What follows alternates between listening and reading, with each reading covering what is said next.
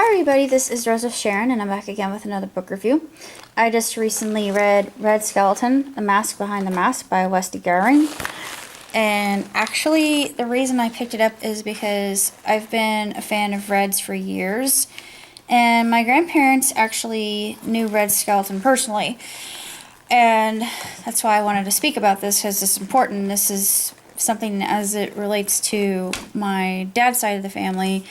And I have a really funny story about Red, who actually, he was born, if I can get to the very beginning.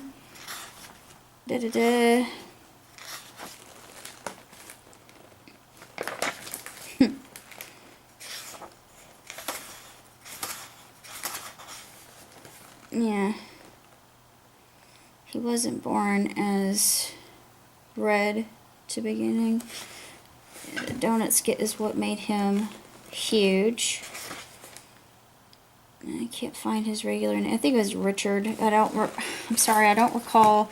I can't get to it, and I don't want to waste my gardener's time by trying to look it up. But anyway, funny story that I have to tell about Red himself is the fact that my grandpa and grandma enjoyed playing golf, and they even built the Cascades golf course in Bloomington, so that was their one claim to fame, other than the sidewalks that they built in Bloomington to beautify the area and to give people a place to walk. Anywho, my dad often told me that Red would run around my grandmother, and of course he would say, "Well, I love helping you, Mrs. Byrne, but it's sure hard to get around you." Yeah, it definitely sounds like something he would say, but I learned quite a bit about him. I didn't really know him. He died in '97, which was the year before I graduated high school.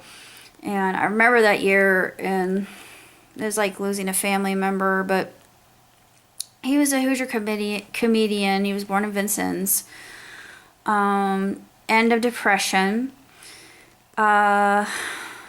He grew up with the standards. Well, he grew up mainly with vaudeville and burlesque and learning from those, and highly studied Laurel and Hardy and became an imitator of them, as well as Chaplin, and also idolized Buster Keaton. He was actually Keaton's best friend. The two were almost inseparable, but it speaks of his many marriages that he had, and he was considered a man-child. Edith Page, his first wife, was mainly his publisher and his manager, and a wife secondly, but she couldn't really handle his so-called moods. And another thing I found rather intriguing, I think that he had bipolar depression, or I would say bipolar type 2, because from what they described in the book, I have bipolar type 1. So the reason I'm saying this is because manias differ from depression, and depression itself can manifest in just a deep, dark despair. And what's interesting about that is it can be triggered, but sometimes there are things that just happen. And I think for him it was the death of his son that actually set him over the edge, because his wife became an alcoholic after that. His first wife became an alcoholic, and he stopped drinking altogether. He stopped eating as well. He would relegate himself to, well, after he was dismissed from the network, he had ups and downs with Metro-Goldwyn-Mayer, and one of the most impressive things that I found, and the most tragic, was Guzzler's Gin, which wasn't one of his most well-known skits. Actually, the mean little kid with "I Doot It," which had legs and still has legs to this day, because even you find that in Looney Tunes, and that's actually from Red Skelton himself. But the Guzzler's Gin, that skit, it was used Lucille Ball actually implemented that in Vita Vita Vegemin, and it's almost verbatim what Guzzler's Gin was, because Guzzler's Gin basically took a salesperson who was doing a commercial and taking this medicine, so-called medicine that's laced with gin, and becoming more and more inebriated, eventually becoming comatose.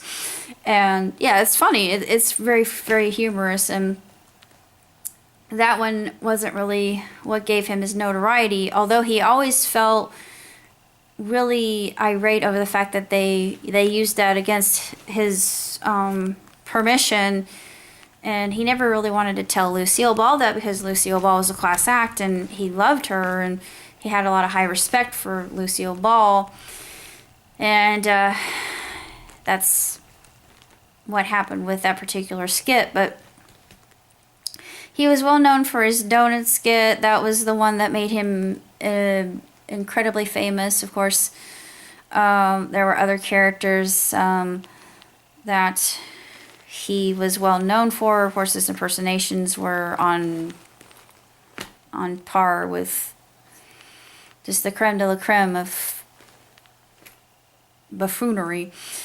He was a minimalist comedian, and he worked with few props, and even Groucho Marx remarked at this and really admired Skelton for that and his work.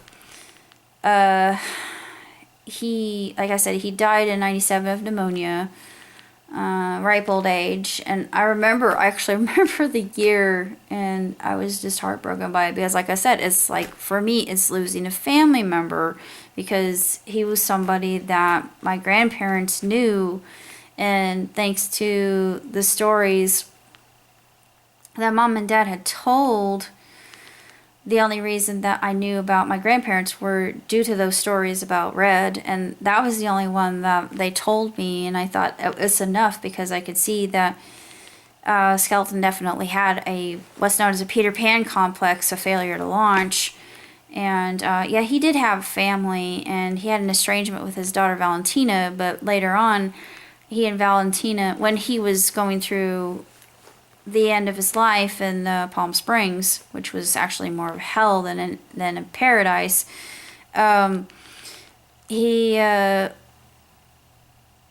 somebody actually, I think it was Valentina's wife, I'm pretty sure it was her husband, that refused that Valentina would be able to see her grandfather at the hospital while he was languishing and getting ready to die. But they were able to see each other. They were able to make amends and come to an understanding and see eye to eye for the first time in their life.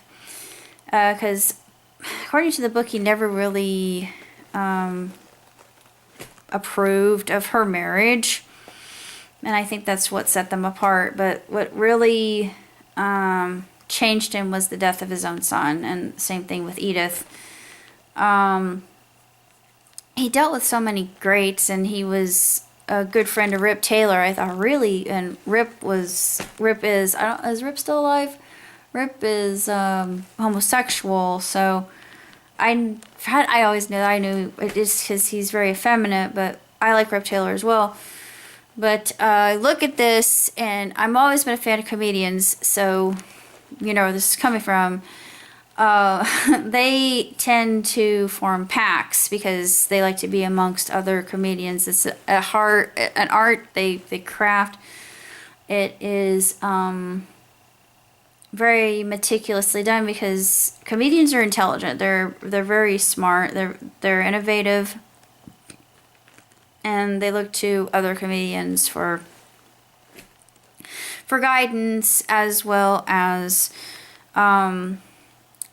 ideas.